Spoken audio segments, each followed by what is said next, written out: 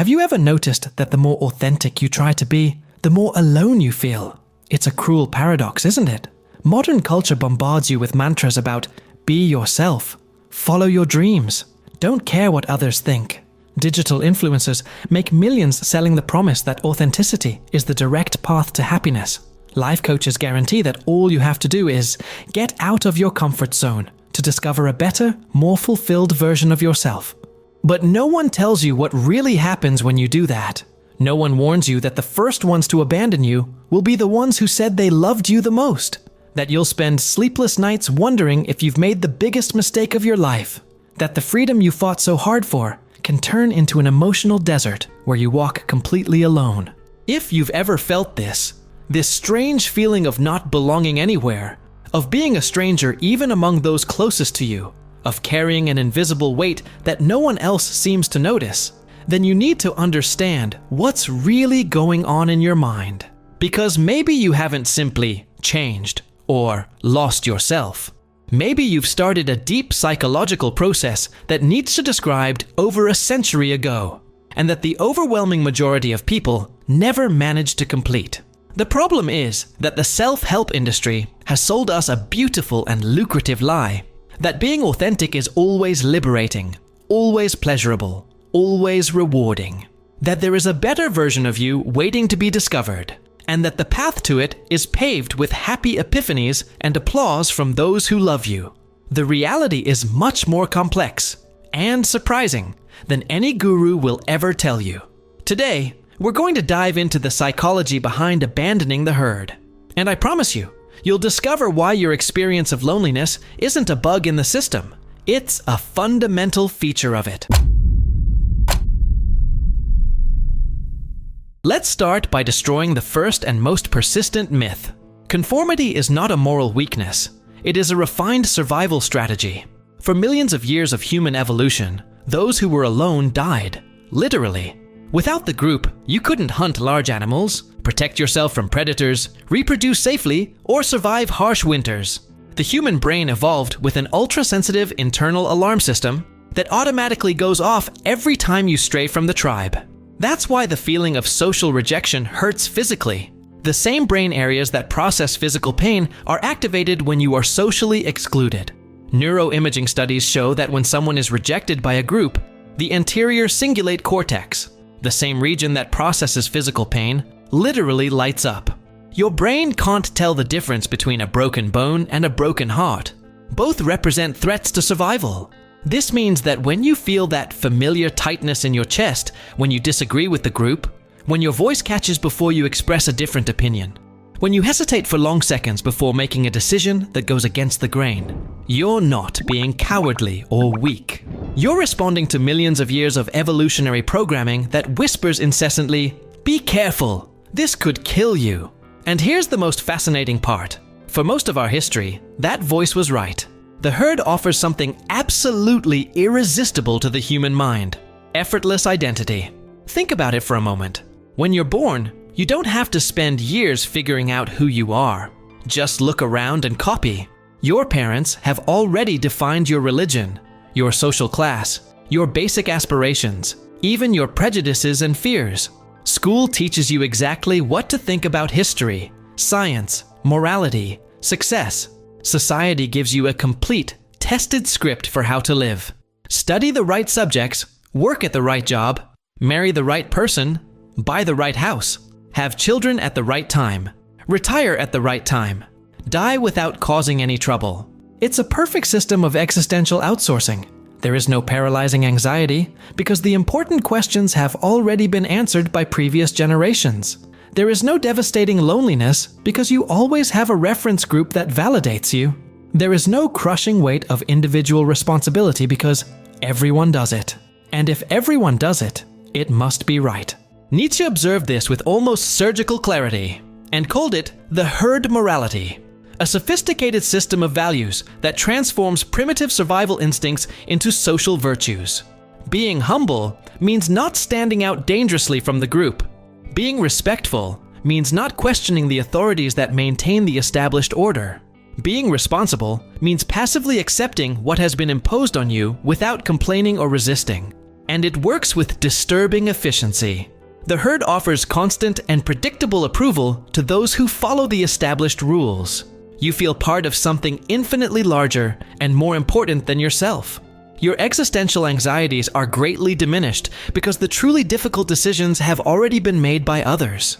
You sleep peacefully every night because you are doing the right thing, even if no one, including you, can explain exactly why it is the right thing. But there is a silent price that few realize they are paying day after day. You gradually cease to exist as a unique individual. Your opinions become refined echoes of other people's voices that you have internalized. Your dreams become standardized according to models pre-approved by society. Your entire personality becomes a careful collage of family expectations, social pressures, commercial advertisements, and cultural norms. You become such a competent and convincing actor in the role you've been assigned that you completely forget who was behind the mask before you put it on. For years, decades, perhaps your entire life, this works without apparent problems. The system is stable, predictable, safe. Until one day, for reasons you can't fully explain, something breaks. It may be a deep crisis, a devastating loss, a sudden and inexplicable moment of clarity. You look in the mirror and don't recognize the person staring back at you. You realize with growing horror that you have lived entire decades meticulously being who others wanted and expected you to be. And then a simple but utterly dangerous question arises. What if I wasn't like this? What if there was a completely different way to live? It is precisely at this moment that the real journey begins. And it is exactly here that you will discover why the overwhelming majority of people desperately prefer never to ask this question. The first thing you lose when you leave the herd is not material privileges or social status. It is something much more fundamental: people. And here's what no one prepares you for. At first, you try desperately to explain. You sit down with your family, have long conversations with close friends, try to make them understand why you can no longer live as you did before. You naively believe that if you can articulate your reasons well, if you can show them the logic behind your choices, they will not only accept, but celebrate your quest for authenticity. What painful naivety! What you haven't yet understood is that your freedom acts as a relentless mirror. It reflects back to others, with brutal clarity, everything they haven't had the courage to do, to question, to risk. Each authentic choice you make is a silent but disturbing reminder of the comfortable prison they have chosen to live in. That's why the reactions are so visceral, so disproportionate. You've changed, they say with a mixture of sadness and accusation. You think you're better than us, they attack when sadness turns to resentment. You'll regret it bitterly, they prophesy with almost religious conviction, as if they were oracles of an inevitable fate. But behind these seemingly concerned words lies a much deeper and more primitive fear. If you can break the rules and survive, if you can live outside the established script and still thrive, then that means they could have done it too. It means that all those years of careful conformity, of silent submission, of shelved dreams were a choice. And recognizing that is psychologically unbearable. It's easier to conclude that you've gone crazy than to admit that they've settled. The loneliness that comes after this discovery is unlike anything you've ever experienced in your life. It's not simply being physically alone. It's being surrounded by people who speak the same language as you, who grew up in the same culture, who share the same references, but who somehow can no longer really hear you. It's having conversations that sound increasingly hollow, relationships that have imperceptibly turned into social theater. You discover, with a pain that cuts deep, that many of your most precious bonds were fundamentally conditional. People loved you as long as you remained predictable and non-threatening. They respected you as long as you didn't question anything important. They included you affectionately as long as you silently agreed with everything. The love you thought was unconditional turned out to be an unwritten social contract. I accept you if you don't force me to question my own life. And the cruelest part of all, you gradually come to be perceived as an existential threat. Not because you did anything objectively wrong or hurt anyone, but simply because you decided to live differently. The herd has a primitive and relentless instinct for self-preservation. It needs to neutralize those who think independently, because free minds can contaminate those who are still safe within the established boundaries. First, they try to convert you with syrupy love and subtle emotional blackmail. Then, with heavy guilt and refined psychological manipulation. Finally, when nothing else works, with cold and systematic rejection. It is at this brutal stage that many simply give up. The social pressure becomes emotionally unbearable. Loneliness slowly corrodes you from within like acid.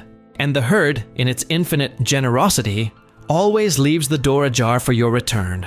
As long as you publicly humiliate yourself, ask forgiveness for your deviations, and solemnly promise never to question anything important again. But if you manage to resist, if you somehow endure that first devastating wave of rejection and isolation, something very interesting and unexpected begins to happen inside you. You slowly stop needing the constant approval of others to know who you really are.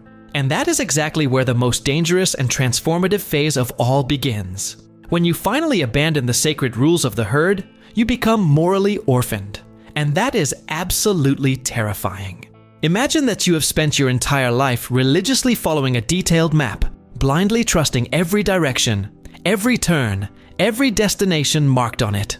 Suddenly, you discover that the map was completely wrong. Or worse, that it was designed to keep you circling around the same safe place. You throw it away with a mixture of anger and relief. But now you are lost in a dark and dense forest with no familiar landmarks, no clear direction, no idea whether your next step will lead you to a deadly precipice or to the freedom you so desperately seek. That is exactly the psychological feeling of creating your own values from scratch. The herd, in its organizational efficiency, gave you instant and seemingly definitive answers to absolutely everything. What is right and what is wrong? What constitutes success? And what represents failure? How to be a good parent, an exemplary worker, a respectable citizen. There were tried and tested formulas, approved by generations, for every conceivable situation in human life. Now you have to figure it all out for yourself, through direct and often painful experience, making embarrassing mistakes, carrying the heavy consequences of your experimental choices alone. Nietzsche had a specific name for this psychological process: transvaluation. The revolutionary ability to radically question inherited values and create new ones based solely on your own brutal life experience. It sounds liberating and empowering when described in theory, but in daily practice it is genuinely haunting, because you will discover, with painful clarity, that many of the things you considered absolute truths were just arbitrary social conventions. The concept of success you obsessively pursued for years? Invented by advertisers to sell products. The strict relationship rules you followed, created in a completely different historical era to solve problems that no longer exist. The paralyzing fears that controlled you, inherited from generations who lived realities that simply don't apply to your current life. But here's the point that no self-help book will ever tell you honestly. Destroying old, obsolete values is relatively simple. Creating new, functional, meaningful values is the work of a lone titan. Because when you take full and absolute responsibility for your existence, you can no longer conveniently blame anyone else for your inevitable failures. You can no longer hide comfortably behind excuses like, "That's what everyone else did," or "That's how I was raised." Every choice is irrevocably yours. Every consequence belongs completely to you. Every mistake bears your personal signature. This existential weight can be literally crushing. You finally understand why the overwhelming majority of people desperately prefer to let others decide the important issues for them. True freedom does not come with comforting guarantees. It does not come with a detailed instruction manual. It does not come with comprehensive insurance against catastrophic failure. It is you, your imperfect conscience, and the raw, unadulterated life staring you in the face. Many simply cannot bear this total responsibility and run back, relieved, to the predictable safety of the herd. They consciously prefer the certainty of known imprisonment to the terrifying risk of completely unknown freedom. But those rare few who manage to resist this temptation to return make an extraordinary discovery. When you meticulously craft your own values based on direct, honest experience, when you build your personal ethics through genuine trial and error, you gradually become psychologically unbreakable. External criticism no longer shakes you because you know exactly why you made every difficult choice. Social pressures can no longer shape you Because your inner moral compass has been forged in the fire of personal experience. You completely stop living to please invisible audiences and imposed expectations, and you truly begin to live to be true to the person you discovered yourself to be when no one was looking. And it is precisely in this moment of solitary clarity that you finally understand what Nietzsche really meant by the expression, becoming who you are. But this understanding comes with an even deeper and more disturbing insight. There is a specific and unmistakable moment when you completely stop explaining your choices. And that moment changes absolutely everything. At the beginning of this journey, you felt an almost compulsive need to justify every different decision you made. You desperately wanted to prove to everyone, and especially to yourself, that you hadn't gone crazy, that your choices made perfect sense, that you weren't just a rebellious teenager with no cause at 30, 40, 50 years old. You argued extensively, debated patiently, tried to convince with logic and emotion, because part of you still naively believed that if you could articulate your deepest motives eloquently enough, people would finally understand and accept your newly won freedom. But over time, through countless frustrating conversations and uncomprehending looks, you discover a truth that is both liberating and lonely. There is no obligation to be understood by anyone. This realization marks the fundamental difference between two completely opposite types of silence. The silence of submission is pure crystallized fear. You remain silent to avoid unnecessary conflict, to not upset important people, to maintain a superficial and fragile peace. It is the silence of those who swallow words, feelings, and entire truths to preserve relationships that may not even be worth preserving. But the silence of strength is something completely different. It is an almost disturbing calm, charged with a tranquility that confuses those who are used to people who constantly need to explain and justify themselves. It is the silence of those who no longer need to prove anything to anyone, of those who have discovered that their actions speak infinitely louder than any elaborate speech. Nietzsche described this state as the ideal of the Übermensch, not a superhuman in the physical or intellectual sense, but someone who has completely transcended the unhealthy need for external validation, someone who has become their own internal judge, their own moral guide, their own personal measure of value and meaning. It's not about arrogance or superiority over others. It's about a radical fidelity to yourself, even when the whole world conspires to convince you otherwise. You develop a serenity that can sometimes be unsettling to those who observe you from the outside. Not because you've stopped genuinely caring about people, but because you finally understood that true love simply cannot be conditional. If someone only accepts you when you act exactly as they expect and desire, that's not love. It's a sophisticated form of emotional control. And then the most beautiful and unexpected paradox of this whole journey happens. When you finally stop desperately seeking approval, it often comes naturally. When you stop trying to fit into other people's molds, you often find your true tribe. When you stop obsessively explaining who you are, the right people simply recognize and connect with you. Because genuine authenticity is magnetically attractive. It irresistibly attracts those who are ready for the raw truth, and automatically repels those who still desperately need comforting illusions to function. You become a silent but powerful example that it is genuinely possible to live outside the collective prison. Not by preaching tirelessly, not by trying to convert anyone, not by judging those who have not yet awakened, just by existing freely and authentically. And this deeply disturbs those who still live in chains, but it revolutionarily inspires those who are secretly trying to find the key to their own cell. The deepest legacy you leave behind is not inspiring words or complex philosophical theories. It is the living, breathing demonstration that another kind of existence is concretely possible. That you can say no to the herd and not just survive, but thrive in ways that once seemed impossible. That you can create your own values and live by them without becoming a monster. That you can be completely authentic and still, or precisely because of this, be loved by the people who really matter. But there is one final truth that Nietzsche knew, and that most people will never accept. Few can bear the weight of true freedom, not because it is inherently bad or destructive, but because it demands something that most are not genuinely willing to give. The absolute courage to exist without excuses, without justifications, without the constant approval of an external audience. The question that remains, whispering softly in the back of your mind as you look at your own life, is simple but relentless. How many aspects of what you call your life are still secretly dictated by the herd? How many of your most personal opinions are actually refined echoes of voices you have internalized? How many of your most free choices come from an ancient fear of displeasing people who may not even deserve that power over you? Because leaving the herd is not a single, dramatic event.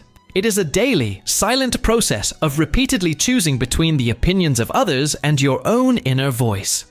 Between external approval and personal integrity. Between being loved for who you pretend to be and being respected for who you really are. And maybe, just maybe, in the silence of that reflection, you'll discover that the courage to become who you really are when no one is looking is exactly the kind of quiet revolution the world needs to witness most. If you've made it this far, you've already taken a step beyond most people. You're subscribed to the channel, you watch the videos, you reflect on every idea. Now the question is, how far do you want to take this? If you want to take the next step and truly apply this knowledge to your life, the White Rabbit Codes is ready for you. The link is in the pinned comment. Remember, success is a decision. The choice is yours. Count on me and follow the White Rabbit.